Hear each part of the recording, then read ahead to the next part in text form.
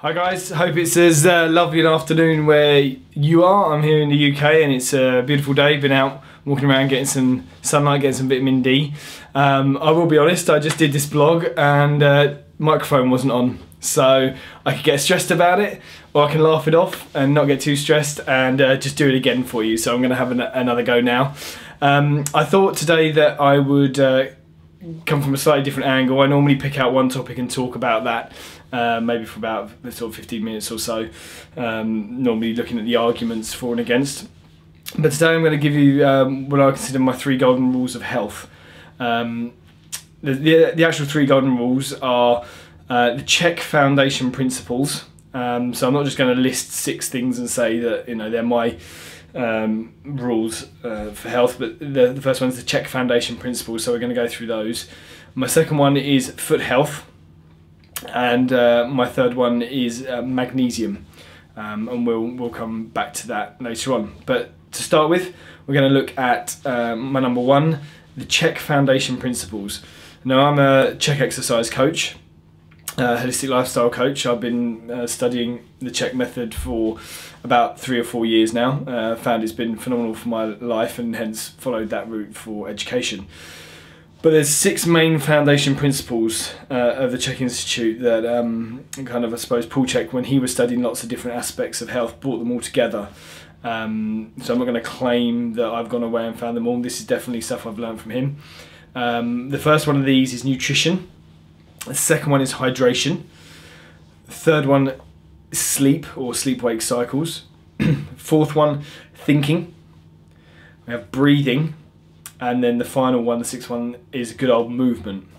Now, these 6 principles can actually be split into 2 parts. So you have your yin and your yang principles in terms of Eastern philosophy, or you have your parasympathetic and your sympathetic principles in terms of central nervous system, and you have your anabolic and your catabolic principles. So that's your repair recovery, and your catabolic is like you're burning your growth, but you're burning energy. So 3 of them fall into the yin parasympathetic anabolic, and 3 fall into the yang sympathetic catabolic. So ways to think about it is 3 of them are for your growth and repair, and 3 of them are for your energy, for your exercise and so on, which creates balance if you think about it. So we're going to go through the 3 yin principles first. And we've got, first of all, nutrition. So when we talk about nutrition, obviously you've heard me talk about it before, but also many other people talk about the importance of the quality of your food. So making sure your food's organic, making sure if it's not organic then it's from a locally sourced farmer who's not using lots and lots of chemicals, because really the chemicals that we're wanting to remove, the pesticides, the fungicides, all the things that are going to get in your system and be toxic towards you and cause elevated stress within your body. So for nutrition, we're looking at food, making sure your food's right. We're talking metabolic typing. So one of the things I follow and one of the things I'm very keen on is metabolic typing. This is more just eating what you need and what your body needs. You can look in Paul Chek's book, How to Eat, Move and Be Healthy, or if you want a more in-depth approach, you can look at the metabolic type diet. It's not a diet, but that's what the book's called.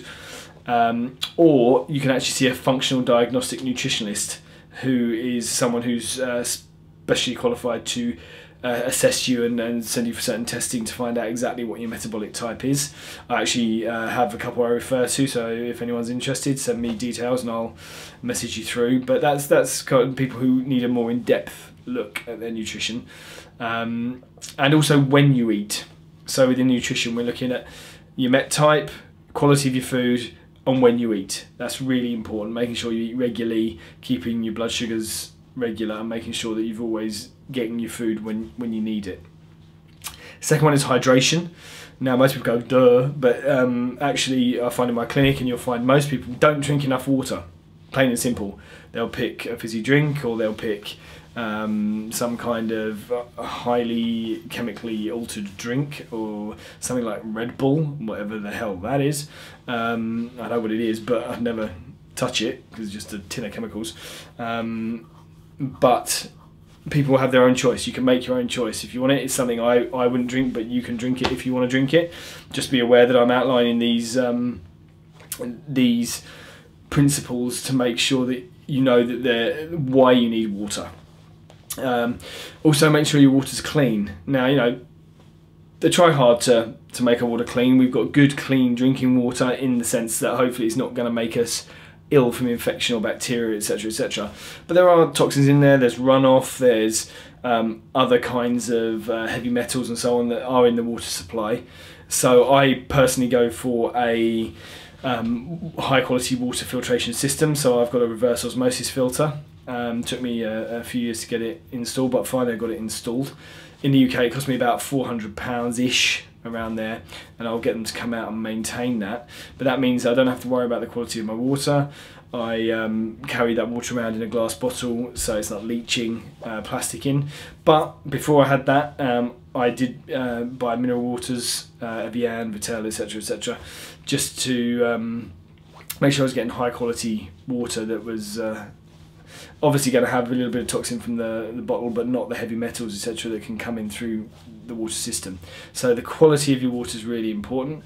Again, it's your own choice, but I'd look at that. Also, sleep.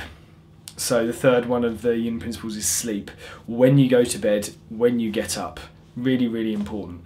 One of the best things you can do is go to bed at 10:30, or if you have to take that back slowly, if you're currently going to bed at 12, over the next week or two, make sure you're going to bed by 11:45, then 11:30 within a month, then 11:15, and believe me, the sooner you start getting your system sorted out in terms of sleep, the better you're going to feel.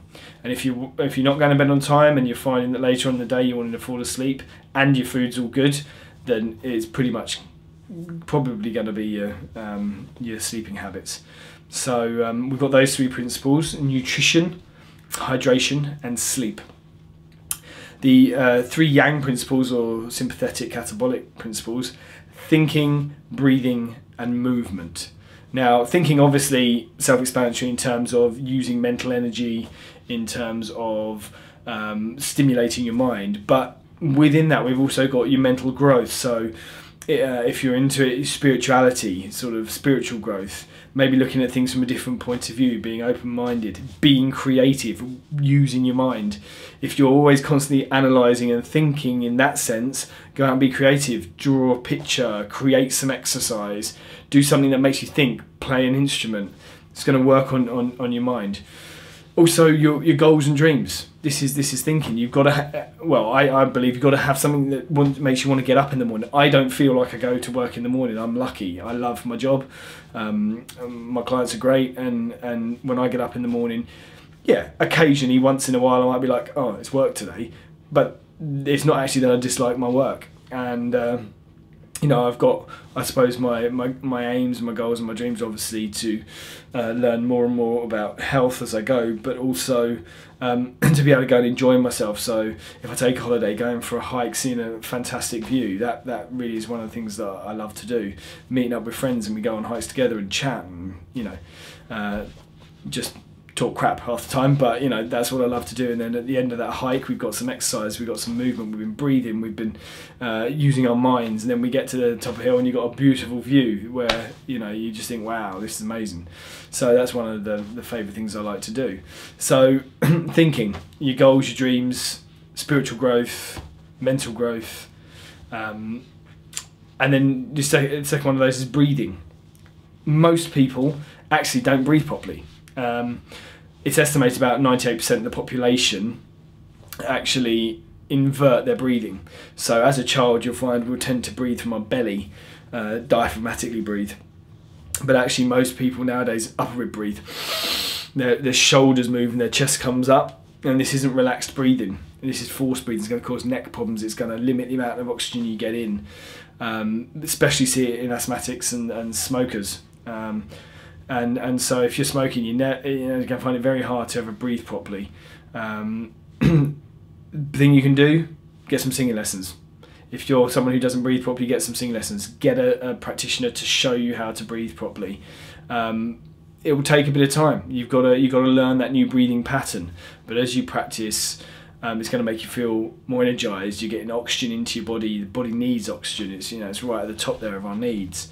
And so if you can work on getting that breathing mechanism right, it's really going to make you feel that much better. And then if you can, at 5 minutes a day at the end of the day in a darkened room, just go and breathe and relax and calm everything down. Or take up meditation, qigong, tai chi, yoga meditation, something like that. Really good for working on that breathing aspect of the 6 principles.